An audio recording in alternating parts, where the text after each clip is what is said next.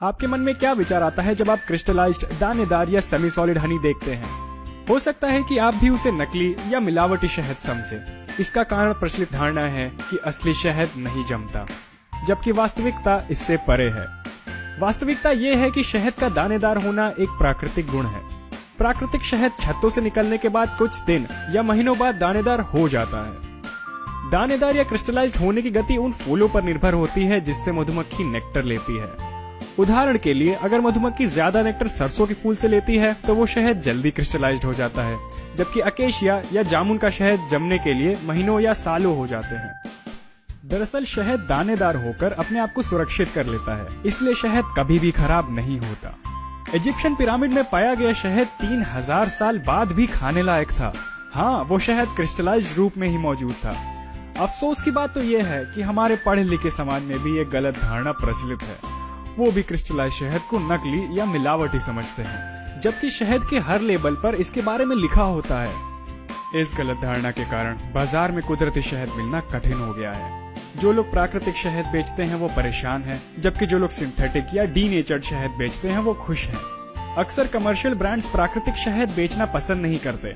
शहद को क्रिस्टलाइजेशन से बचाने के लिए शहद को गर्म किया जाता है, अल्ट्रा फिल्ट्रेशन किया जाता है और उसमें रसायनों का उपयोग भी किया जाता है, या सीधे नकली शहद जैसे कॉर्न सिरप या राई सिरप का उपयोग करते हैं, जो कभी भी क्रिस्टलाइज नहीं होता। हाल ही के डेटा के अनुसार भारत से 90% सरसों का शहद निर्यात होता है। मधुमक्खी पालक जो इस अत्यधिक लाभकारी शहद को निकालते हैं, उसे उपभोक्ताओं तक नहीं बेच सकते। उसका कारण यही गलत धारणा है। इसलिए उनके पास एक ही विकल्प है कि वो शहद को एक्सपोर्टर को बेच दें, वो भी सस्ते दामों पर। जबकि विकसित देश जैसे अमेरिका और यूरोप में ये गलत धारणा नहीं है। वहाँ क्रिस्टलाइज शहद को सेट हनी के नाम से बेचा जाता है, वो भी अच्छे दामों पर। अब क्रिस्टलाइजेशन के पीछे का विज्ञान देखते हैं। शहद मोनोसैकेराइड्स का एक सुपर सैचुरेटेड मिश्रण है, जिसे डेक्सट्रोज और लेव्युलोज कहते हैं। इनकी मात्रा 70% से अधिक होती है।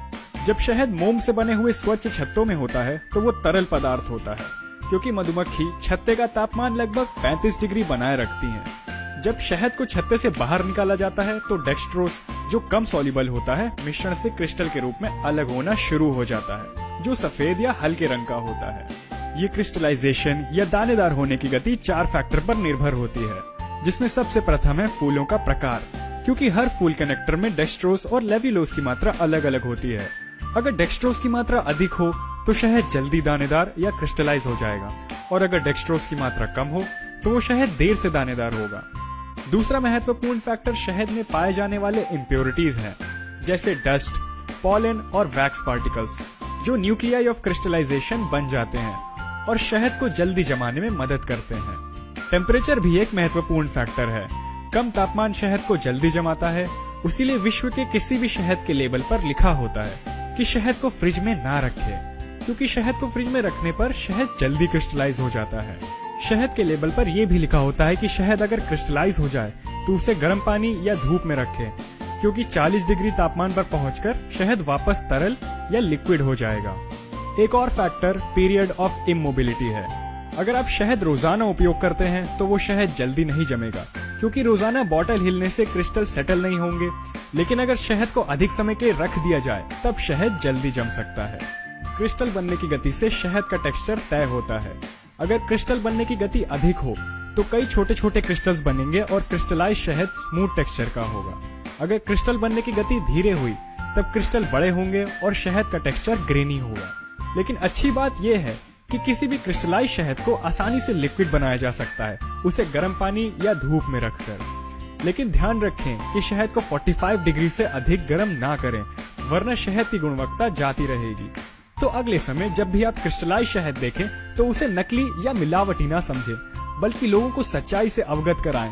हमारा मानना है कि लोगों तक तभी प्राकृतिक शहद पहुंच पाएगा जब वो इस गलत धारणा से बाहर आएंगे।